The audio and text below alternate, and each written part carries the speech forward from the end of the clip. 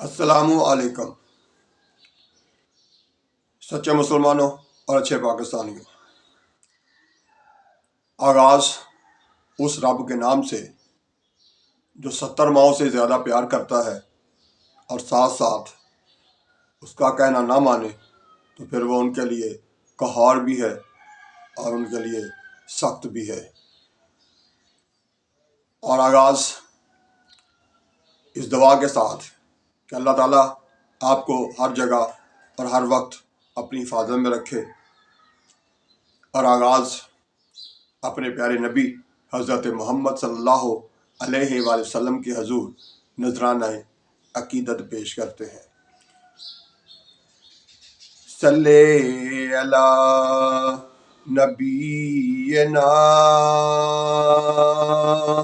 صلی علی محمد صلی علی شفیعنا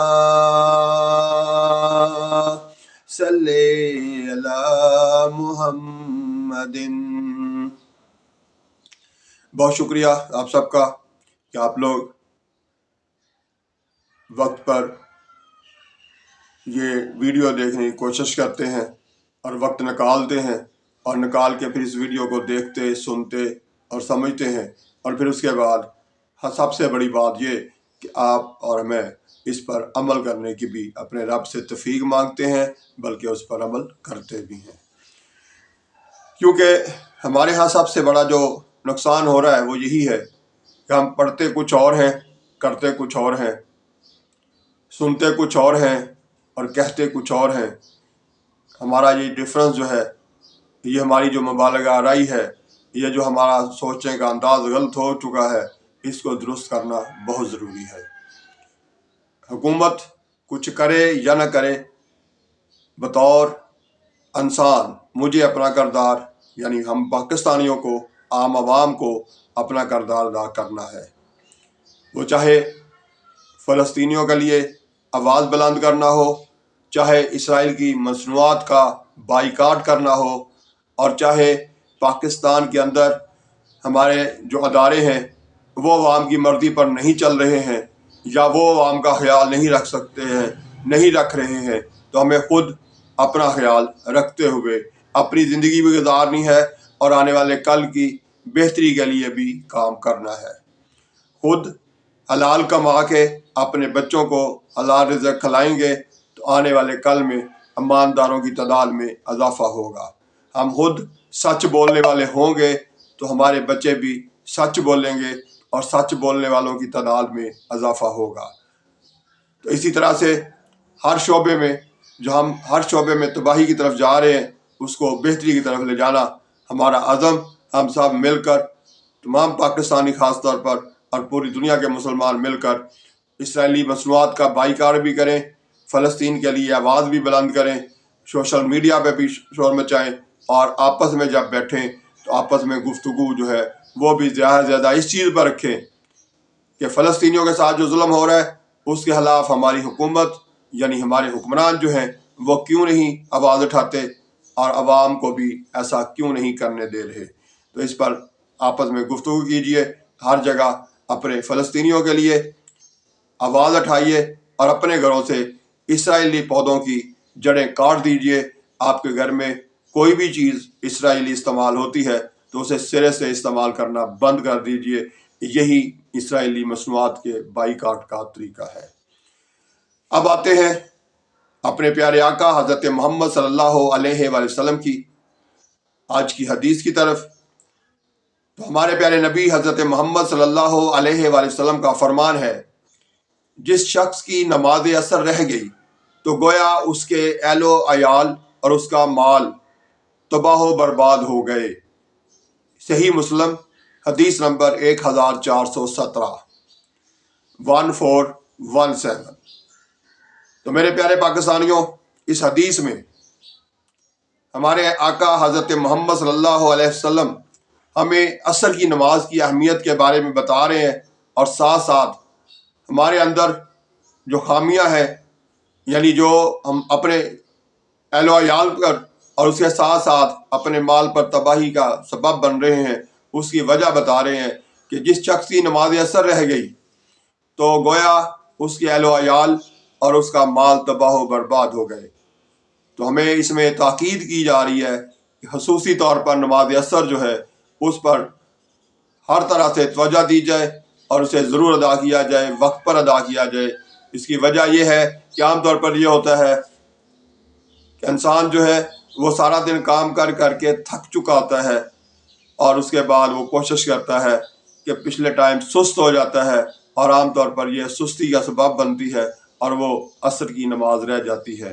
دوسری وجہ یہ بھی ہے کہ ہم اس وقت خوب، یعنی جو تاجر طبقہ ہمارا، وہ خاص طور پر اس وقت خوب دکانداری اس کی چمک رہی ہوتی ہے، گاہک پہ گاہک حاضر ہو جاتا ہے، اور اسی طرح سے وہ اس کو اس چکر میں پڑ جاتا ہے کہ میں یہ بھی گاہک نپٹا لوں تو پھر نماز پڑھتا ہوں، یہ بھی نپٹا لوں تو پھر نماز پڑھتا ہوں، اور اس چکر میں نماز سے وہ رہ جاتا ہے اور غافل ہو جاتا ہے۔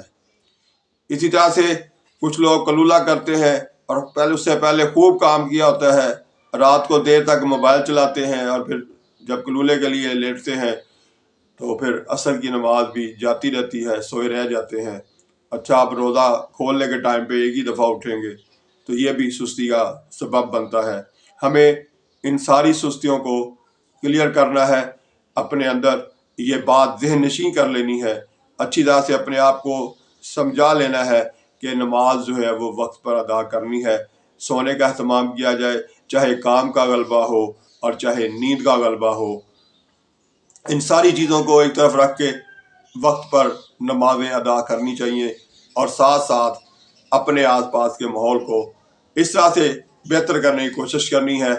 اگر آپ چاہتے ہیں، ہم لوگ یہ چاہتے ہیں کہ ہمارے پولیس کے نظام میں جو تباہی ہوئی ہے، جو رشوت کا بازار گرم ہے، اس میں کمی لائیں، تو بطور عوام ہم یہ کر سکتے ہیں کہ ہم آپس میں اپنے لڑائی جھگڑے جو ہیں انہیں کم کریں، ختم کریں۔ جب ہم لڑیں گے نہیں، جھگڑیں گے نہیں، تو ہمیں تھانے نہیں جانا پڑے گا، اور تھانے نہیں جائیں گے تو یہ رشوت خور جو تھانوں میں بیٹھے ہوئے ہیں، ان سے ہماری جان چھوٹی رہے گی، اور ساتھ ساتھ ان کی رشوت میں بھی کمی آنے کا امکان پیدا ہوگا۔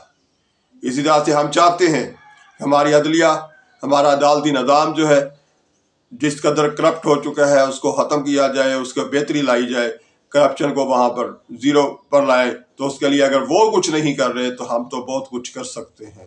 ہم آپس سے لڑائی جھگڑے آپس میں ہی نپٹا لیں، عدالتوں تک جانے کا موقع ہی نہ آئے۔ کیوں جائیں ہم، جب ہم وقت پر اپنی اولاد کو جائیداد تقسیم کر دیں، خصوصی طور پر بیٹیوں کو حصہ ادا کرنا شروع کر دیں، تو پھر ہمیں تھانوں میں، عدالتوں میں نہیں جانا پڑے گا۔ تو اس لیے بطور عوام، بطور پاکستانی ہم بہت کچھ کر سکتے ہیں۔ صرف یہ ہے کہ اپنا وقت جو ہے اس میں سے تھوڑا تھوڑا وقت نکال کے غور کرنا شروع کر دیں، سوچ بچار کرنی شروع کر دیں، اور اس کے بعد اس پر عمل کرنا شروع کر دیں، تو بہت ساری چیزیں جو ہیں ہم خود بدل سکتے ہیں۔ حکومت نہیں اگر کرتی عوام کا خیال، تو ہمیں خود اپنا خیال رکھنا ہوگا، اپنے آپ کو خود ایسے اداروں سے بچانا ہوگا جو ہمارا خیال نہیں رکھ رہے۔ ان کی حوصلہ شکنی کرنے کا ایک طریقہ یہ بھی ہے کہ سوشل میڈیا پہ بھی ان کے خلاف آواز بلند کی جائے، اور آپس میں ایک دوسرے کے ساتھ اچھا سلوک کرنے کی ترغیب دی جائے۔ اس سے ہم اپنے ملک کو، اپنے ملکی نظام کو بہتر بنا سکتے ہیں۔ تو میرے پیارے پاکستانیوں، ہمارے اس پلیٹ فارم پر اکٹھے ہونے کا مقصد بھی یہی ہے کہ اپنے ملک میں بہتری کیسے لائیں۔ اپنے گھر میں پہلے بہتری لانے کی کوشش کریں، اس کے بعد پھر باہر باقی آس پاس کے لوگوں پر بھی اثر انداز ہوں۔ یعنی کہنے کا مقصد ہے کہ پہلے خود سچ بولیں، پھر گھر والے بھی سچ بولنے کے عادی بنیں گے، اور پھر اس کے بعد آہستہ آہستہ آس پاس کے لوگ بھی سچ بولنے والوں کی تعداد میں اضافہ ہوگا۔ اس اضافے کا سبب آپ بنیں گے۔ آپ پہلے خود ہم پہلے اپنے آپ کو نمازی بنائیں، اس کے بعد ہمارے آس پاس، ہمارے گھر والے، ہمارے علاقے والے بھی نمازیوں کی تعداد میں اضافہ ہوگا۔ اسی طرح سے اللہ کی مخلوق کے ساتھ اچھا سلوک کرنے والا خود کو بنائیں، پھر اپنے آس پاس کے لوگوں سے بھی یہ توقع رکھیں کہ وہ بھی ایسے ہو جائیں گے۔ تو بہت شکریہ، آپ وقت نکالتے ہیں اور چینل को गौर से देखते भी हैं वीडियो को, और साथ साथ चैनल को सब्सक्राइब भी कर रहे हैं, और साथ साथ इसे कमेंट्स में आके अपनी राय भी देते हैं। मैं उसके लिए आपका शुक्रिया अदा करता हूँ, इस तवक्को के साथ कि ये मेरा चैनल नहीं, आपका चैनल है। आपने ही इसको बेहतर बनाना है, इसकी बेहतरी के लिए तजावीज़ भी आपने देनी है, और साथ साथ अपने मुल्क की बेहतरी के लिए भी गौर हम सब ने मिल के करना है। तो आज कोशिश कीजिए कमेंट्स में जाके कम अज़ कम फ़लस्तीन की हमायत में एक जुमला ज़रूर लिखिए, या कम अज़ कम इसराइल के खिलाफ, यानी इसराइल की मसनूआत जो आपने घर में इस्तेमाल करना बंद की हैं, उन मसनूआत के नाम लिखिए, ताकि दूसरों को भी तरगीब दे सकें, आप भी उसमें हिस्सा डाल सकें, कि हम तरगीब देंगे कि अपने घरों में इसराइली पौधे जो हैं उन्हें जड़ों से काट दिया जाए, अपने घर में इसराइली मसनूआत का इस्तेमाल जो है उसे सिरे से बंद कर दिया जाए। तो ये हम बहुत कुछ कर सकते हैं, हमें वो करना चाहिए। अल्लाह ताला मुझे और आपको तौफीक दे, और साथ साथ हम ये भी अज़म करते हैं कि सिर्फ दुआएं नहीं करेंगे, अमल करेंगे, क्योंकि अमल से ही वक्त, हालात, सिस्टम, सारा कुछ तब्दील किया जा सकता है। वो सिर्फ एक चीज़ है, अमल। पढ़ा बहुत कुछ, सुना बहुत कुछ, जानते बहुत कुछ, लेकिन अमल नहीं करते।